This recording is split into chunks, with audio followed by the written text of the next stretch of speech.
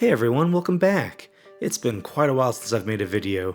I want to apologize. I ended up taking like a 8 or 9 month hiatus from Minecraft in general, not just making videos.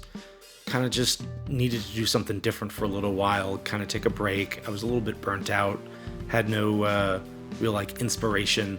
So to get back inspired again, I actually have started a brand new project here.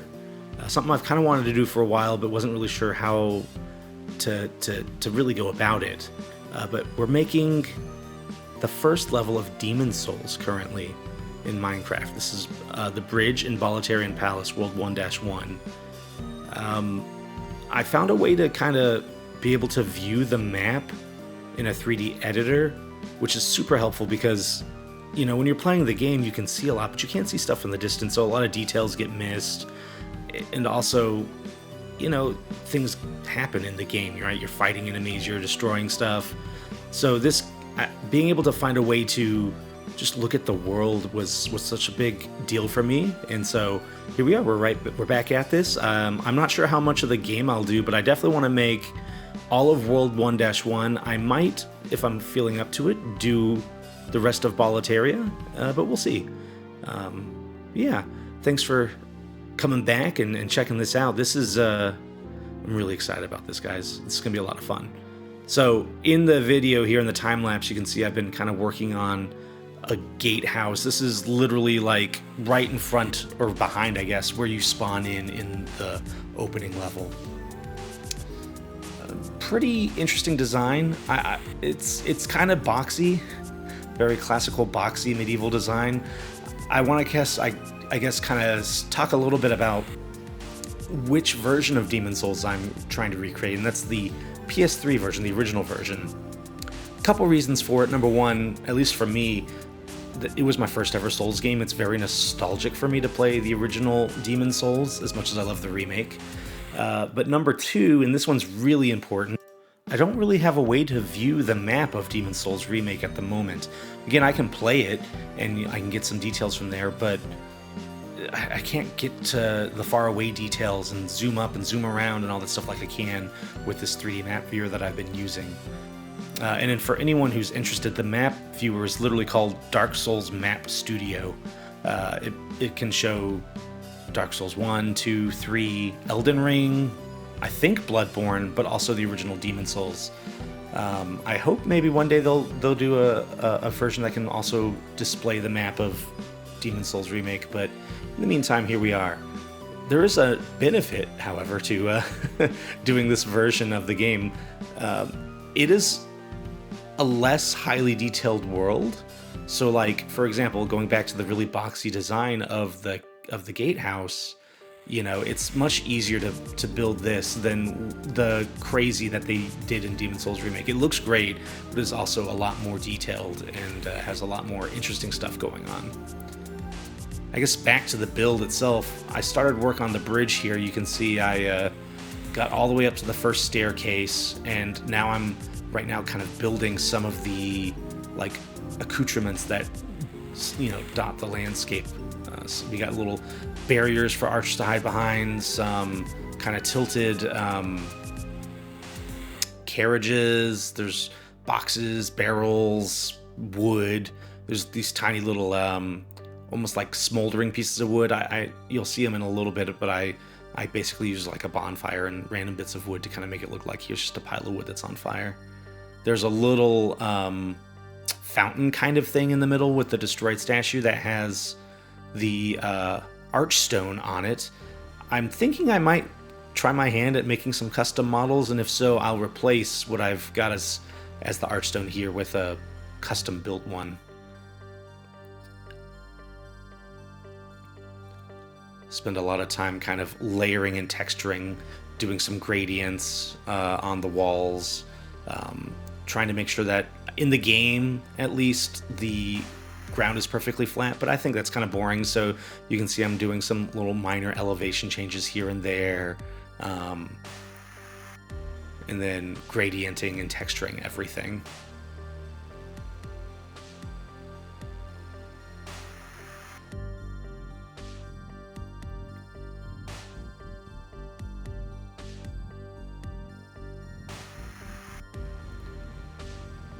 Here's that little bonfire thing I was talking about. It's just a pile of wood that's slightly ablaze, with it's kind of smoldering a little bit in the game. So to recreate that, I just used a little bonfire, or a little campfire with a bunch of sticks and wood pieces all over the ground.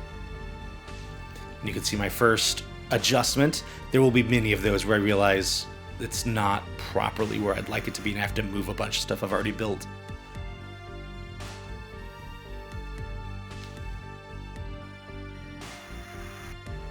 Alright, I'm going to spend a lot more time than I really feel like I should have building this railing for the stairs.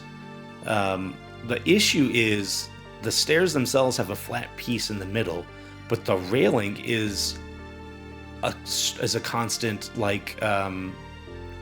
angle. It never really changes. It doesn't flatten out in the middle with the walkway. It just keeps rising up. So I had to figure that out. And then every time I think I've got it down, I realize, no, I don't have the stairs don't go up enough, or I don't have one of the pillars on the pillar on the right. You'll see is the next thing I realize after kind of settling on something. Pillar on the right I realize is too low. It needs to go up one block, and so I got to redo the whole thing again. So I fiddled with this for far too long, but I'm really happy with how it turned out. I used the Believe Mod coffins, or stone coffins, because they actually plop down. They'll go down, meet down to a layer block. It's kind of cool programming that Legendary Porpoise did there, and so it kind of makes it look like a really nice angled railing there. And here I am trying to fix it one more time, because this is where I realized the pillar was too low.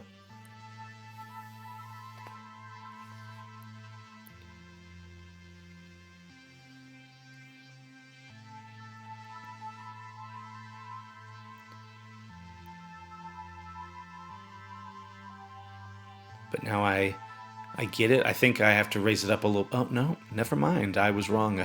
Still fiddling with the slope. But when I finally get it, I just copy and paste it a bunch of times.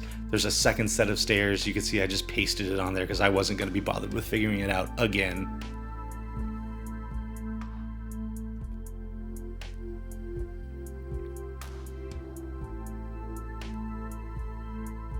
And here, I moved the whole thing up so I could have enough space for the support pillars that hold up the bridge.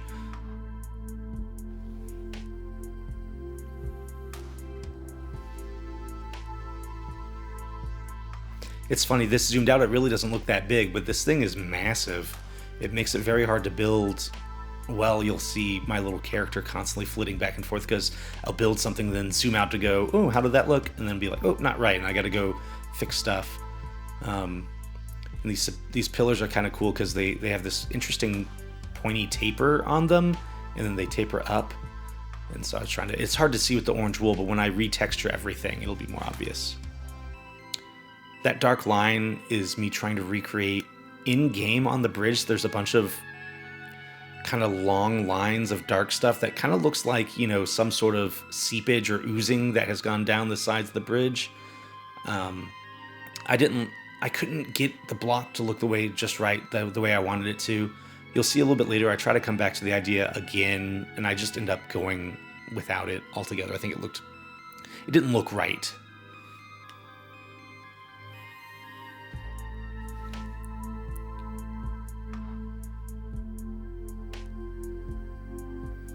And I know I'm only showing the one side, but everything that's happening on this side also is happening on the other side, obviously. Here I am kind of gradienting again. The closer it gets to the water, the more mossy green blocks get added in the very, very bottom layer. And I say water, there's no water here now, but it does go across water, across a river. The bottom layer has a ton of green blocks in it. Just make it look really mossy and dirty.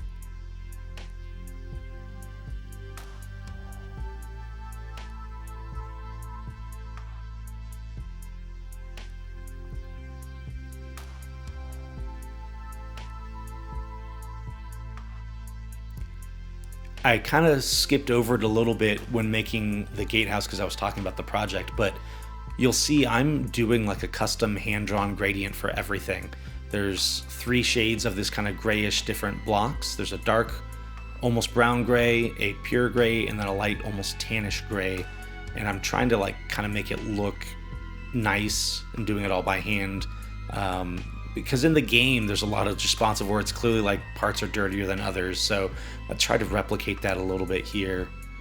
And those little orange lines were the second attempt to make the little sludge oozy things coming down the sides, and at that point I just gave up on it altogether. I think it still looks good without it.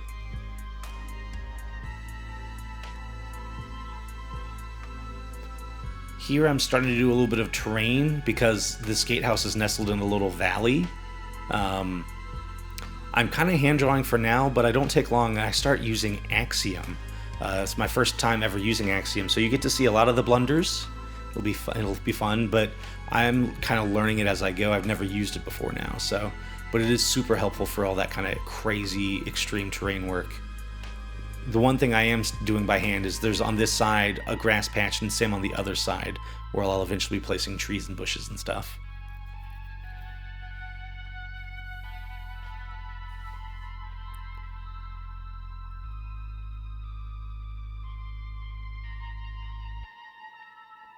And here's the power of Axiom. Just drawing spheres essentially and then smoothing it out to make that really nice surface.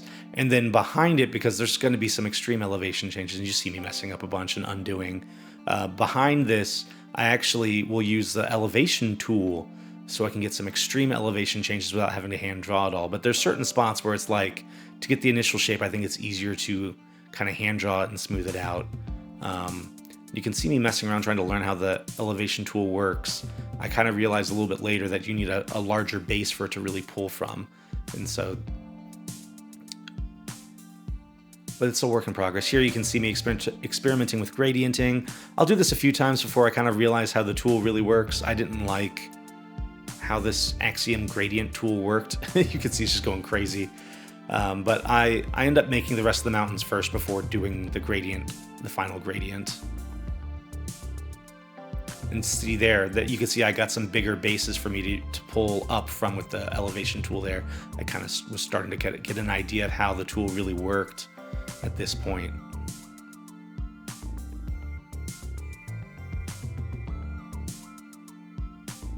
Still not an expert, by the way.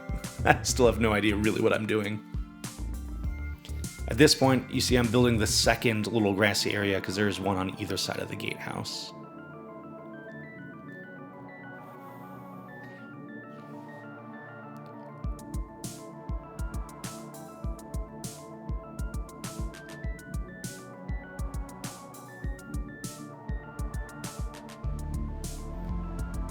Put down the blue water layer.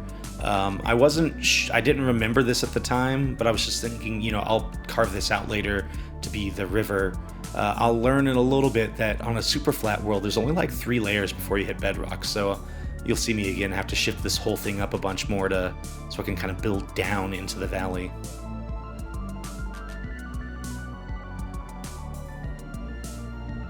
Yeah, that second mountain came up much quicker. You could definitely tell I was starting to kind of get a better feel for Axiom at this point.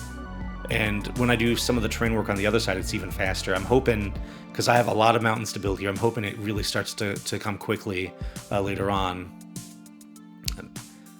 And you can see me experimenting with gradienting again. I kind of find one setting that I really like, but I realize I'm going to have to move the whole damn mountain to do it. And it's because the gradient, as far as I can tell, doesn't have a masking ability, so I can't say only replace the gray wool. Maybe I can, I just haven't learned that yet, but you can see me off in the distance creating the gradienting and then moving the mountain back.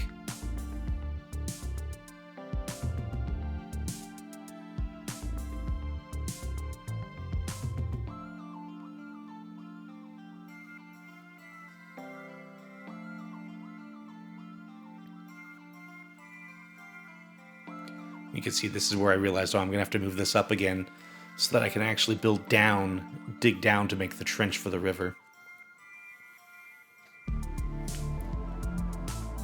I was going to have to extend down the supports eventually anyways. This actually just made it a little bit easier to deal with that.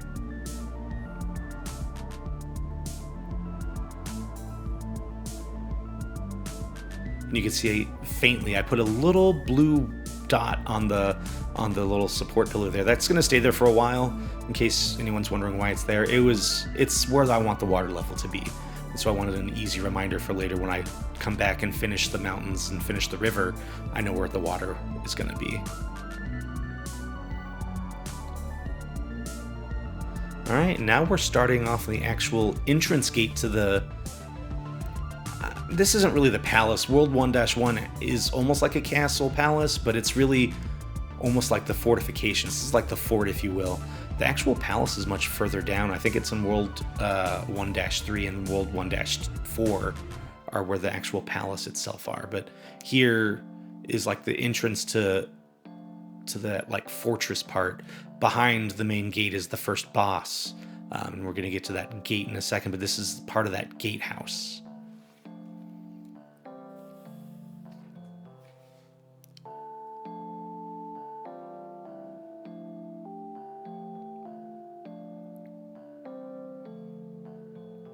Here we've built another staircase that I'm going to reshape later. I realize it's a little too long, so I needed to have a steeper slope with less steps. But we'll get there in a little bit.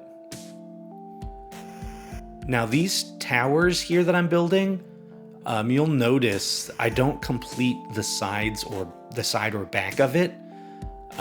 I wanted to complete the front face, everything you see from the front, so it looked good visually from the front, but also I want to be able to build the interior without all the insane darkness, and also so I can capture video of it. So I'm only building two sides of this tower, and then when I copy and paste over to the other side, it'll be the same way, just two sides.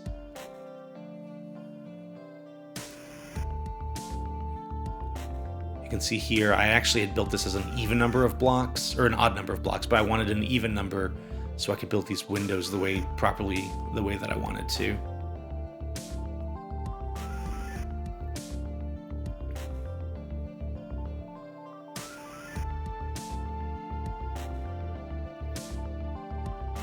See, I really deliberated on that window, but once I got the design down, easy to replicate.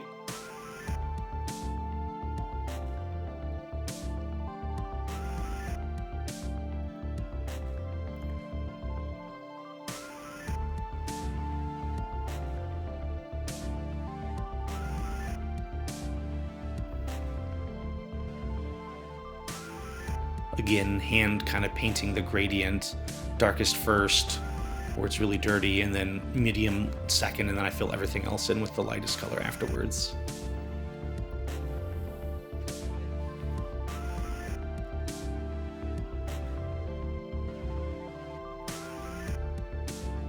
And then I just copied, flipped it to the left, and pasted it, because the gatehouse itself is perfectly symmetrical. Once you get to the extra bits, it no longer stays that way, but this section here in the center is definitely symmetrical, makes it a little bit easier for building. You'll see a lot of the kind of build one bit and then flip it to the other side, since it's nice and convenient that way.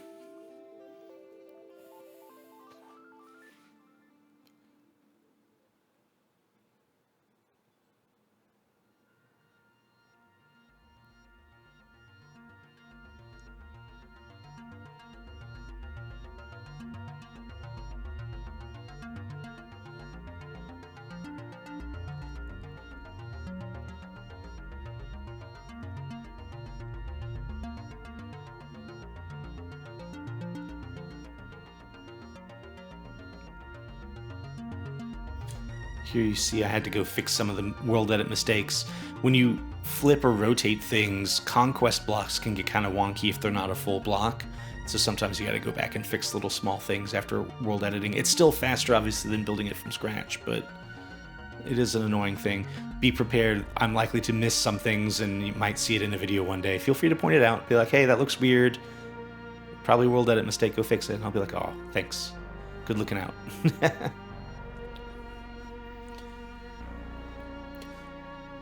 Again, more realization that the scaling is not quite right, having to reposition stuff. I really like this gatehouse because it's got like an interesting double arch design. It's got the relieved wall, which has an arch, and then the gate itself has an arch. I think I take this point to kind of do a little bit of work on the walls up, and then it just cuts. Okay.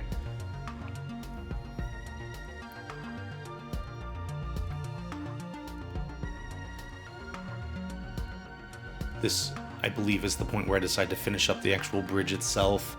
Kind of left it, 2/3 finished, 3/4 finished. So this is me finishing it up with the gradients, texturing, finishing up the decor on the walls. Right now I'm building the stairs down. This is the area that you can't access unless you have either pure white or pure black world tendency in the game. If you don't know what that means, then it's very complicated. It's hard to explain, but your actions kind of dictate if your world is viewed as white or black, and certain things unlock if you have either pure white or pure black. There's other things that happen in the game too. For example, in pure black, enemies are harder but drop more souls, but in pure white, enemies are easier and drop more healing items or consumables. So it's kind of like a little give and take there.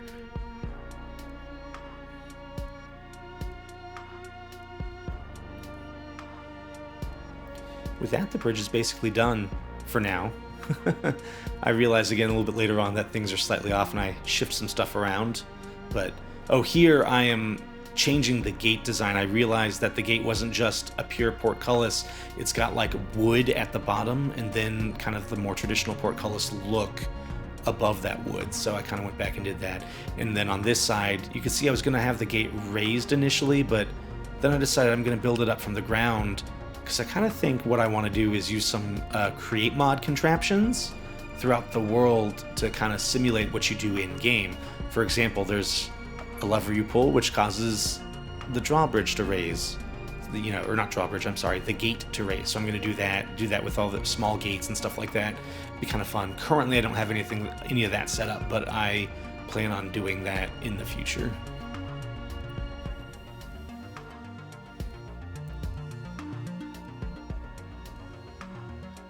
Here I'm just working a little bit on the archways of the face here.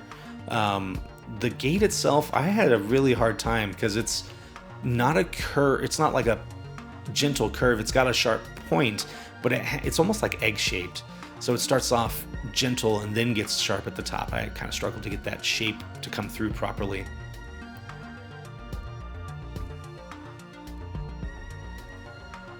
And with that, I'm going to start spending way too long trying to figure out a palette for the floors here.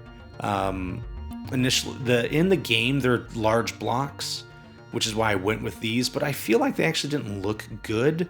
I try a few different iterations. You can see me doing different kinds of large blocks, and then I just switched to more of a stone brick palette here with some large blocks kind of thrown in, but I think it looks better. And then, of course, I'm putting little damaged bits with grass or mold growing out of it.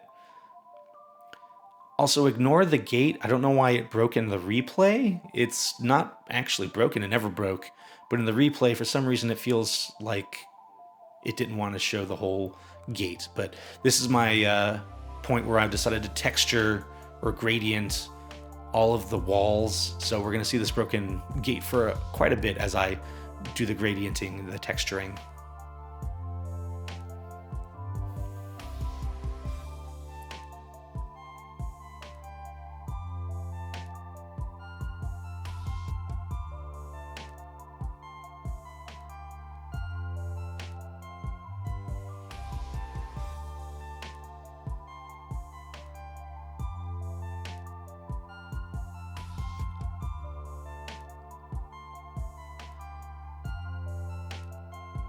Part of the reason I was okay not enclosing these towers completely in the back is because from the front it still gives pretty much the illusion that it's a completed build. So for screenshots and stuff, I think it still looks really good. Like right now, once the gradienting is done, it looks nice. We're not going to get a chance to look at it yet though, because we're cutting over to where I start building these little wooden platforms that come out on either side of the tower. This first one, I think, just has an item on it in-game. It's not really an important walkway. But the other side has two hanging bodies. They are the daughter and wife of Stockpile Thomas from within the game. And he's the guy he's your storage system, essentially, because in Demon Souls, you have equip weight for what you actively have equipped, but you also have a carrying capacity, a weight for how much you can physically carry. They got rid of that in every other Souls game and Souls-like after that, but in this first one it matters. And there's a little bit of plot involved where he says he never found his wife or daughter, and while you're exploring you can cut away these 2 hanging bodies, cut the chains, and pick up their clothes, pick up a jade hair ornament, and that specifically is what makes Stockpile Thomas remember that, or tell you that you found his wife and child. Kind of sad. You can see me kind of experimenting a little bit with how to get the chains.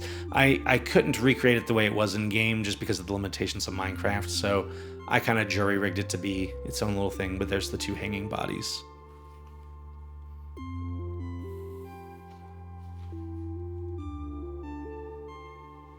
Now this left side, instead of just ending at the tower, goes around the tower. That's your main path initially, is go around this tower that we're seeing on the left.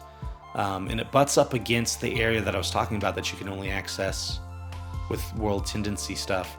Oh, and you see here, I realized that these main towers were too far out, and another adjustment had to be made. Kind of a pain in the butt, but but I wanted to get the initial area kind of where the world tendency starts and that first little wraparound corner kind of finished before finalizing this build. So that's what we're doing here right now. You'll see me kind of get the wall down, and there's this other random little box here. And it takes me a while to kind of realize the height that I want.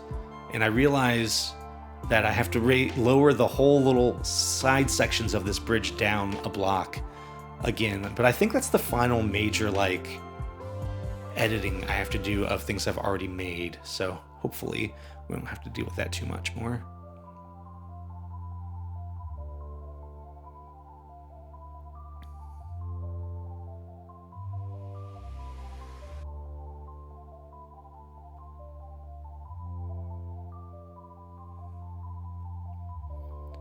You can see here I'm making, I think that's called a buttress. I know what a buttress is. I'm not sure if this exactly is a buttress, but it's a sloped piece of wall that juts out. And you're going to watch me again, just like with the railing on the bridge by the stairs. I'm going to take way too long to get that buttress just right.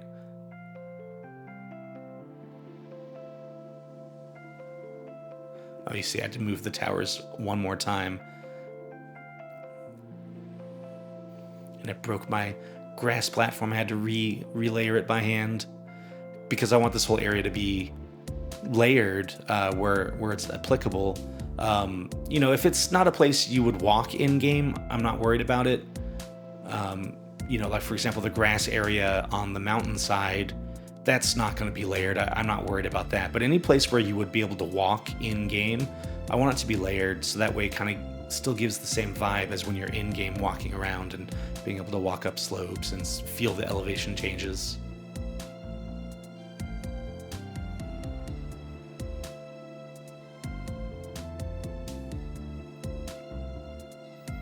And with that, we're almost done with the builds. We'll be going into the cinematic in a little bit, but again, thank you for being patient with me. I know it's been close to a year, or maybe about a year since I've submitted my last video. Hopefully with a little bit more regularity, I'll have these coming out. I want to finish, like I said, all of World 1-1. I might do the whole of Boletaria. We'll see. I'm not sure how that'll go yet, but for now, watch a little bit more Axiom terrain work, and I'll do a little bit more gradienting, and then yeah, we'll go into the cinematic, and I'll talk to y'all next time.